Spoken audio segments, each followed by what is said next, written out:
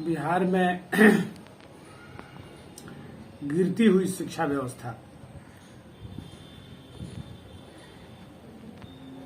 शिक्षा की स्थिति बिहार में क्या है सबों को पता है, लेकिन कुछ अंधभक्त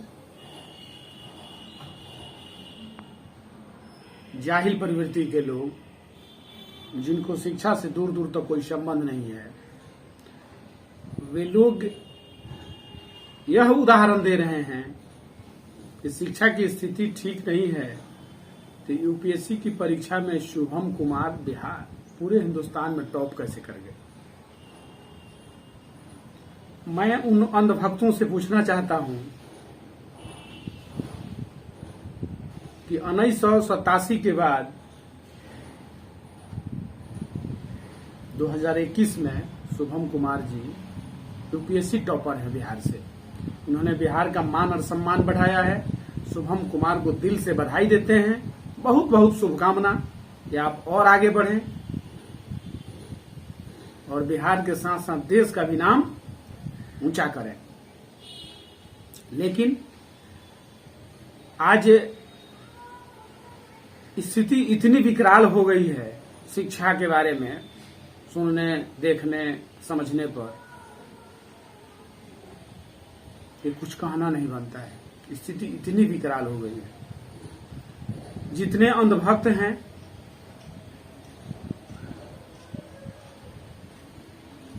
जो ताली पीटने का काम कर रहे हैं, उन लोगों से मैं कहना चाहता हूं कि बिहार में पटना विश्वविद्यालय जो है वो बिहार का कैम्ब्रिज कहा जाता था। उस विश्वविद्यालय को बिहार का कैम्ब्रिज कहा जाता था। उस अगर नहीं विश्वास हो तो आप पटना विश्वविद्यालय के इतिहास को कम से कम एक बार देखने का प्रयास जरूर करें कि पटना विश्वविद्यालय बहुत ही पुराना विश्वविद्यालय है। पहले उस विश्वविद्यालय से लगातार यूपीएससी टॉपर रहे हैं।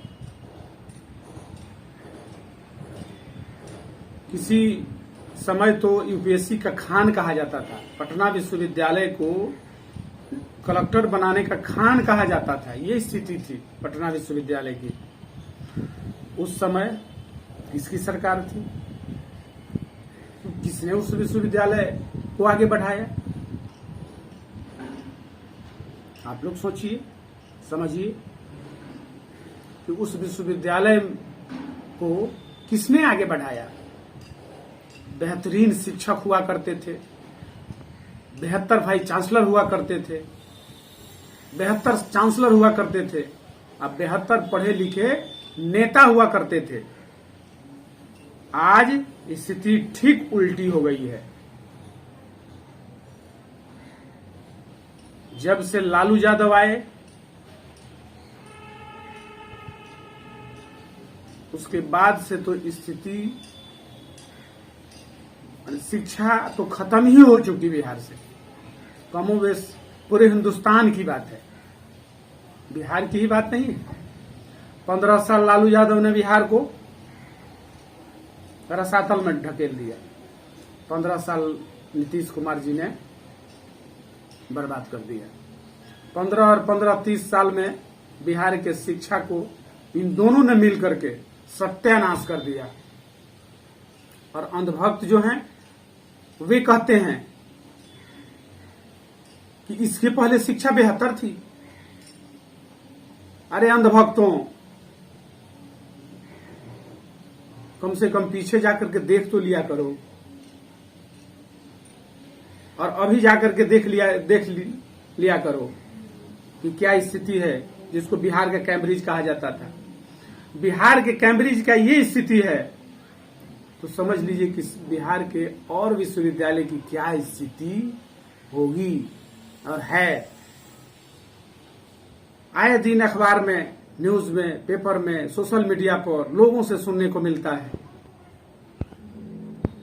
लोग धरना प्रदर्शन करते हैं वीसी के खिलाफ, यूनिवर्सिटी के खिलाफ, यूनिवर्सिटी में अनियमितता के खिलाफ, वीसी की अनियमितता के खिलाफ। क्या आपको दिखता नहीं है? जिस प्रदेश में पैसा लेकर के वीसी की बहाली होती है, जिस प्रदेश में शिक्षक की बहाली पैसा लेकर होती है, जात पात की जाती है, वहां की आप शिक्षा की सुंदर कल्पना नहीं कर सकते हैं। उस देश की या उस राज्य की बेहतर शिक्षा की आप कल्पना नहीं कर सकते हैं।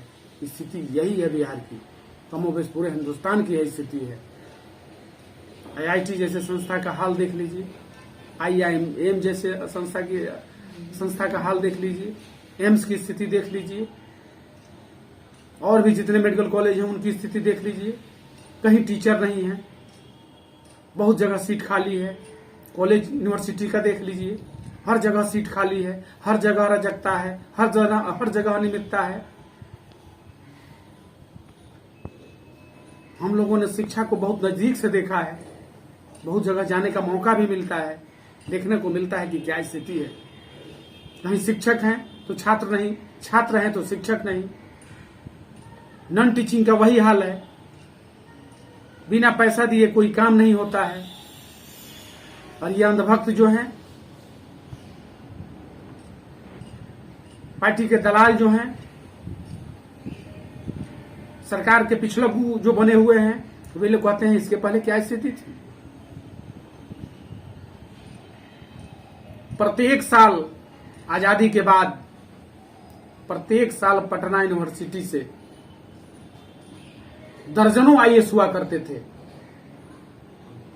इतिहास देख लीजिए, इतिहास देखिए, इतिहास पढ़िए, उसके बाद बात कीजिए।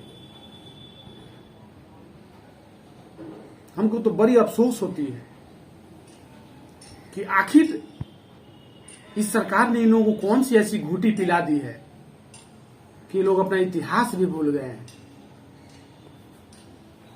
अरे अंधभक्तों, कम से कम अपना इतिहास तो याद रखो।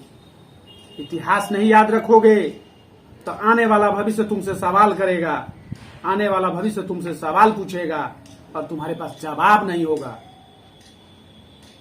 उसके बाद क्या दुर्गति होगी आप लोग सोचिएगा। अगर संभले नहीं तो स्थिति तो बदतर ही है, इससे भी बदतर होने जा रही है पूरे हिंदुस्तान की।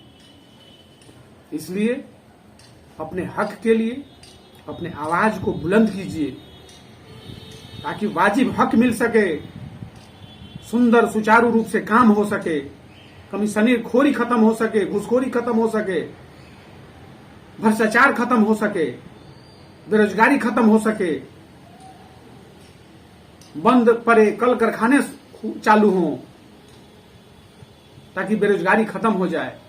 इसलिए आप सभी बड़े बुजुर्गों से, सभी अभिभावकों से, सभी युवाओं से, सभी माताओं और बहनों से हाथ जोड़ करके विनती कर रहा हूं कि आप सभी जगें और अपने अधिकार के लिए आवाज को बुलंद करें और इस वीडियो को इतना शेयर करें कि एक एक आदमी के पास, एक एक आदमी के कान में ये आवाज गूंजे और सभी लोग अपने हक के लिए अपने आप को समझें और हक के लिए आवाज को बुलंद करें, ताकि जितने जाहिल, गंवार, अनपढ़,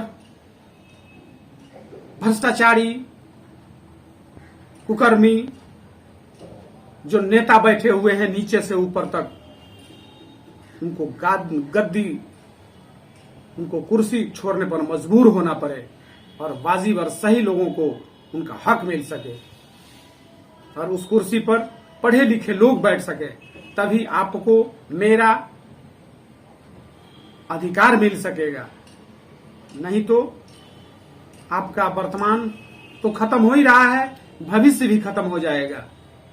इसलिए मैं हाथ जोड़ करके आप सभी बुजुर्गों से, सभी अभिभावकों से, सभी माताओं और बहनों से और खासकर युवाओं से कि आप लोग देश के भविष्य हैं। देश के भविष्य को सुंदर बनाने का जो समय है आपके हाथ में है। इसलिए आप जगें और अपने आवाज को बुलंद करें ताकि ये सरकार, निकम्मी सरकार, सही और सुचारू रूप से काम कर सके। इसी के साथ मैं अरविंद किशोर, जय हिंद, जय बिहार, जय भारत, वंदे मातरम।